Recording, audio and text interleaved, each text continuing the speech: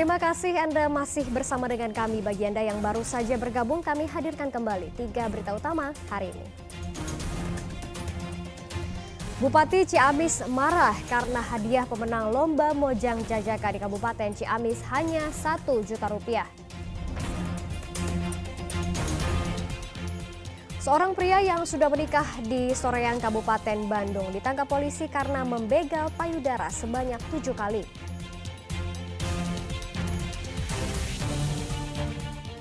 Jelang Tahun Baru Imlek, ratusan patung dewa di Vihara Dharma Ramsi Kota Bandung mulai dibersihkan.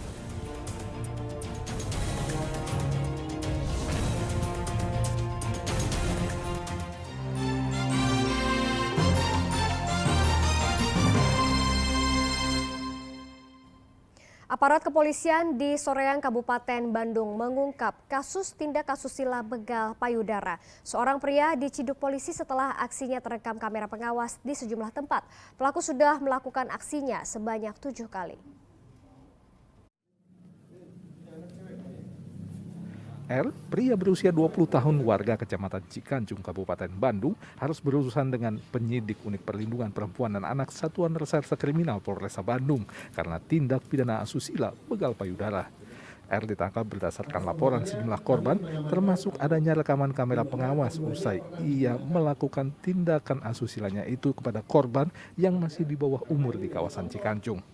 Dari pengakuan tersangka, tindakan asusila yang dilakukannya berawal dari iseng. Tersangka ini dengan menggunakan sepeda motor mencari sasaran korban, di mana korban tersebut adalah wanita yang mengendarai sepeda motor sendirian. Kemudian dari belakang diikuti sampai dengan posisinya sejajar dengan korban. Kemudian tangan kirinya itu menyentuh payudara daripada korban. Tangan kanannya pegang stang, tangan kirinya menyentuh payudara korban, kemudian melarikan diri. Korban ini menginformasikan kepada Polsek dan Polsek melakukan penyelidikan bersama-sama dengan korban sampai memastikan bahwa identitas si pelaku ini adalah betul-betul tersangka yang melakukan begal payudara. Atas perbuatannya, tersangka dijerat pasal 82 Undang-Undang Nomor 23 Tahun 2002 tentang Perlindungan Anak dengan ancaman hukuman 15 tahun penjara dan denda maksimal 6 miliar rupiah. Muhammad Abbas melaporkan dari Kabupaten Bandung. Informasi lainnya untuk Anda, seorang residivis kasus pencurian bermotor diringkus tim khusus Satreskrim Polres Indramayu setelah menggasak motor di 17 lokasi. Karena melakukan perlawanan, tersangka dihadiahi timah panas oleh petugas.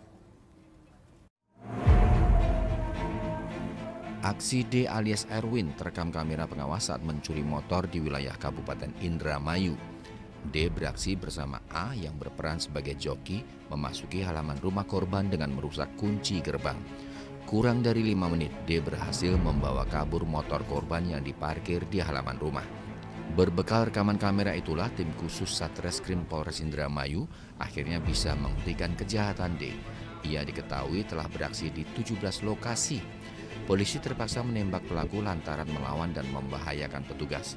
Residivis yang sudah 4 kali dipenjara gara-gara pencurian ini akhirnya kembali ke dalam jeruji besi.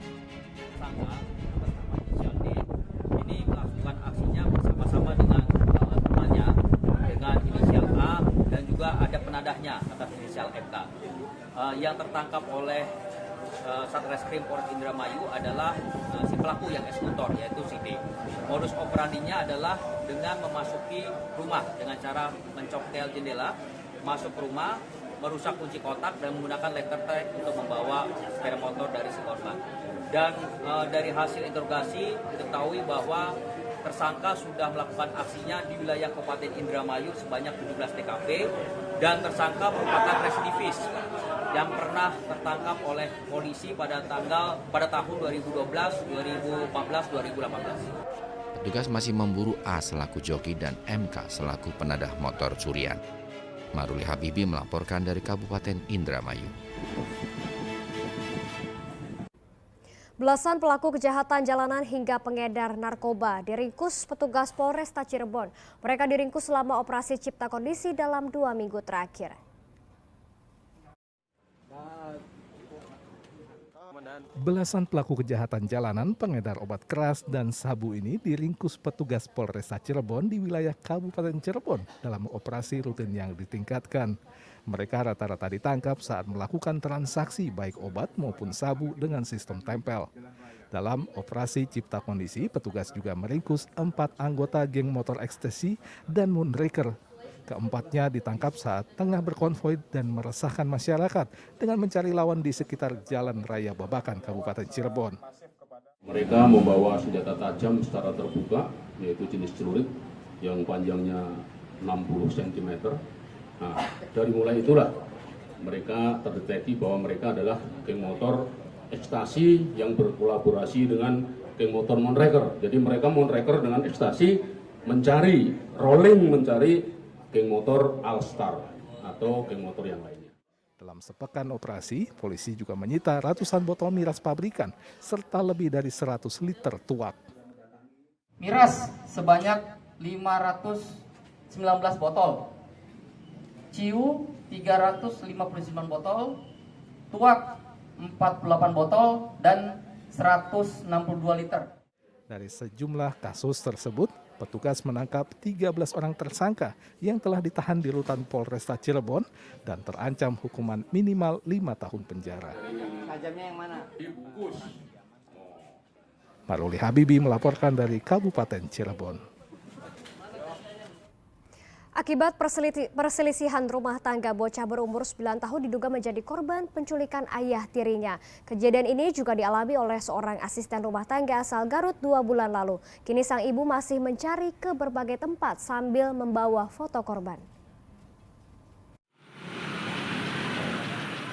Kisah pilu dialami oleh seorang asisten rumah tangga asal Kampung Bantar Limus, Desa Sancang, Cibalong, Garut.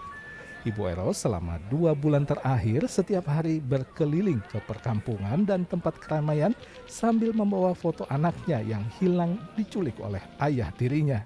Korban bernama Ristia Adinda yang masih berusia 9 tahun hilang sejak 2 bulan lalu. Sementara pelaku bernama Mastur, warga Sancang, Kecamatan Cibalong, Garut. Hilangnya Ristia berawal ketika bocah kelas 2 SD ini dititipkan di rumah saudaranya. Sementara Ibu Eros pergi ke kota untuk bekerja. Namun tanggal 19 November 2022 lalu, ayah tirinya datang dengan alasan mengajak korban membeli sepatu di kota. Namun sampai saat ini Ristia tidak kembali. Diculik bapak tirinya di rumah, diiming-iming mau beli sepatu, minjem gitu buat beli sepatu sekolah. Ke toko Lazada. Itu sama bapak tirinya ya Bu ya? Iya, ya firasatnya saya sering ngomong kalau ada yang minta jangan dikasih gitu. Tapi ternyata benar, itu firasat saya.